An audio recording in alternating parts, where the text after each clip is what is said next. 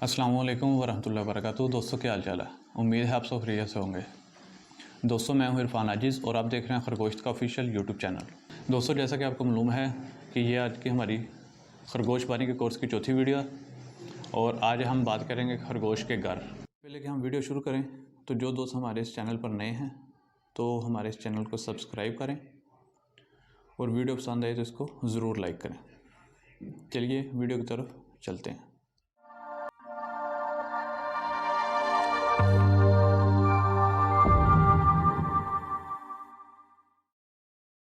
आज हम खरगोश के घर के ऊपर बात करेंगे कि खरगोशों को हम किस तरीके से रख सकते हैं। दोस्तों खरगोश जो है ये कुदरती तौर पर ज़मीन के अंदर बिल बना कर रहते हैं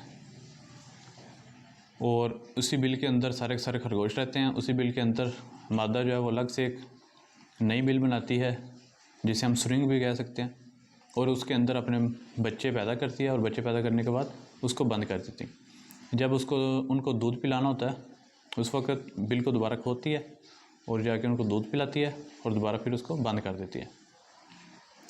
और उस बिल के अंदर जिसके अंदर उसने बच्चे देने होते हैं तो सबसे पहले वो अपना एक छोटा सा घोंसला बनाती है, यानी कि जो भी चीज़ें उसे दस्तयाब होती हैं जैसे कि कपड़े के छोटे छोटे कुतरन वगैरह, पराली वगैरह और बारीक और नरम कागज़ के टुकड़े, इस तरह की मुख्तलिफ़ चीज़ें जो उसे दस्तयाब होती हैं वो अपनी बिल के अंदर ले जाती है और नरम जगह बना देती है, नरम एक बिस्तर बना देती है जिसे हम घोंसला कह सकते हैं।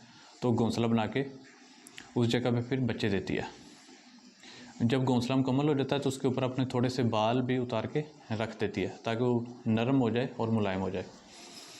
उसके बाद खरगोशनी जब उसके 30 दिन का अरसा पूरा हो जाता है, क्योंकि एक खरगोश होती है मादा खरगोश, उसका हमल 30 दिन का होता है, तो 30 दिन के बाद वो जब अपने बच्चे देती है उस घोंसले के ऊपर, उसके बाद बच्चे देने के बाद उनको ज़ुबान से चाट के साफ़ करती है और साफ़ करने के बाद अपने मज़ीद बाल उतारती है जिस्म से और बाल उतार के उनके ऊपर डाल। दोस्तों हम बात कर रहे थे कि मदर जब बच्चे दे देती है तो उसके ऊपर अपने बाल उतार के डाल देती है, क्योंकि जब खरगोशनी बच्चे देती है तो उनके जिस्म पे बाल बिल्कुल भी नहीं होते, इसीलिए वो नीचे भी नरम बिस्तर बिछा देती है और उनके ऊपर भी अपने मज़ीद बाल उतार के रख देती है, उनके ऊपर बालों की एक तह बना देती है। उसके बाद मादा दिन में 2 मरतबा उनको दूध पिलाती रहती है सुबह शाम, जबकि कोई भी नहीं होता उस वक्त वो आती है अपनी सुरिंग जो होती है जो उसने बंद की होती है उसको खोलती है और बच्चों को दूध पिला के फिर दोबारा से बंद कर देती है ताकि कोई भी जानवर उसके बच्चों को नुकसान ना पहुंचा सके, जैसा कि चूहे, बिल्ली, कुत्ता, ये चीज़ें इनकी दुश्मन हैं। ये था खरगोशों का कुदरती तौर पर रहने का अंदाज़। इस तरीके में ये होता है कि आप इनको खुली जगह दे देते हैं और ये सुरिंग को 1 फीट या 1.5 फीट तक नीचे जाते हैं और उसके बाद आगे ही आगे चलते जाते हैं जहाँ तक कोई चीज़ आगे ना आ जाए। इस वजह से ये पहले से मशहूर है कि ये खरगोश जो है एक घर में सुरिंग खोलते हैं और दूसरे घर से निकल आते हैं, और इस निज़ाम को इंग्लिश में डीप लीटर सिस्टम कहते हैं। इस निज़ाम को हम फितरी घर या गहरा निज़ाम भी कह सकते हैं। इसके साथ साथ दूसरा तरीक़ाकार जो राइट किया गया वो था कि इनको हम कैसे काबू में करें कि जो हद हम इनको दें उससे आगे ये ना जाए। उसके लिए मुख्तलिफ तरीक़ाकार बनाए गए जिसको कॉलोनी सिस्टम कहते हैं। कॉलोनी सिस्टम में ये होता है कि हम इनको कोई डिब्बे वगैरह बना देते हैं, लकड़ी के, प्लास्टिक के, टोकरियाँ वगैरह, या फिर ईंटों के डिब्बे बना देते हैं 2 बाई 2 फीट के, उनके अंदर मिट्टी भर के ऊपर कोई लकड़ी वगैरह या मुख्तलिफ चीज़ें वगैरह डाल देते हैं। और ये फिर क्या करते हैं कि वो जो हमने खाने बनाए होते हैं उनके अंदर हमने एक सुराख छोड़ा होता है, उस सुराख में ये जाके मिट्टी तोड़ के उधर जो अपने बच्चे वगैरह दे देती हैं। जो पहला निज़ाम है उसमें ये एक बात है कि अक्सर औक़ात जब बारिश वगैरह होती है तो पानी इनकी सुरिंगों में चला जाता है, या किसी जगह से ज़मीन नरम हो तो सुरिंगें जो हैं नीचे गिर जाती हैं और जो बच्चे वगैरह इन्होंने दिए होते हैं या फिर ये छोटे बच्चे जो नीचे होते हैं वो दब के मर जाते हैं। ये जो दूसरा निज़ाम है इसमें भी यही तरीक़ाकार है कि जो हमने मिट्टी डाली होती है जब ये नीचे से खोद के अंदर बच्चे दे देती हैं तो अक्सर औक़ात वो मिट्टी जो है नीचे गिर जाती है और जो टोकरियाँ वगैरह या फिर दूसरी चीज़ें तो उनमें भी जो है ना इसी तरह की बातें हैं।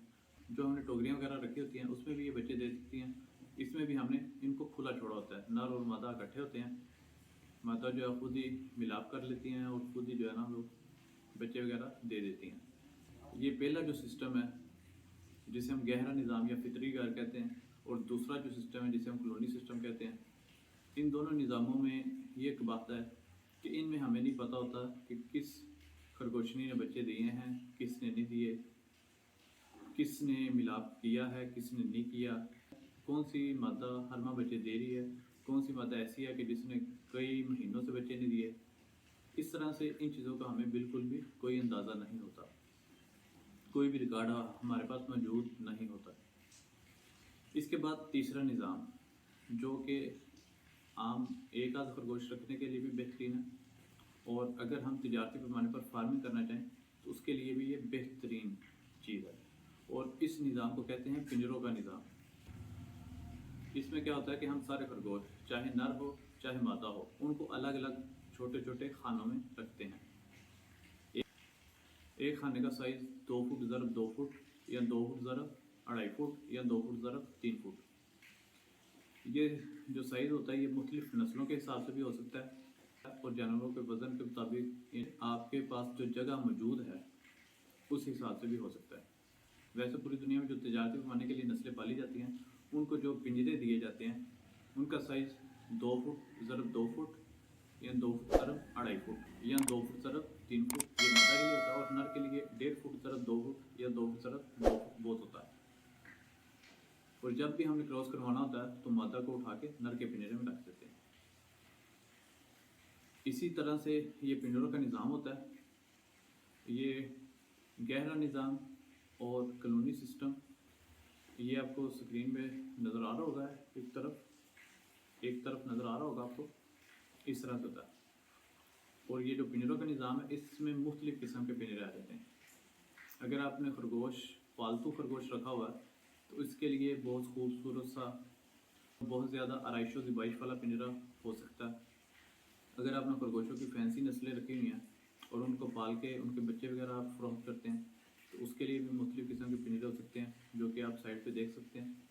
और इसके अलावा अगर आप गोश्त के लिए या ऊन के लिए फार्मिंग कर रहे हैं जो कि तिजारती पैमाने पर है उसके लिए फिर मुख्तलिफ़ कितारों में, क्योंकि आपके पास जगह जो है वो खुली मौजूद होती है, शेड होता है और शेड के अंदर खुली जगह होती है तो उसके अंदर आप फिर पिंजरे बनाते हैं।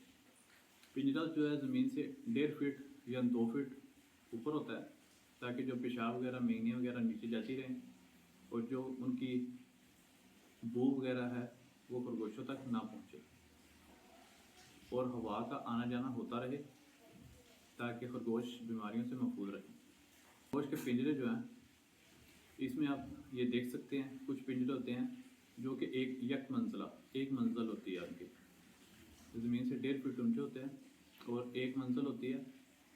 और कुछ पिंजरे होते हैं वो 2 मंजिला होते हैं, वो भी तकरीबन ज़मीन से 1.5 फीट या 2 फीट ऊंचे होते हैं।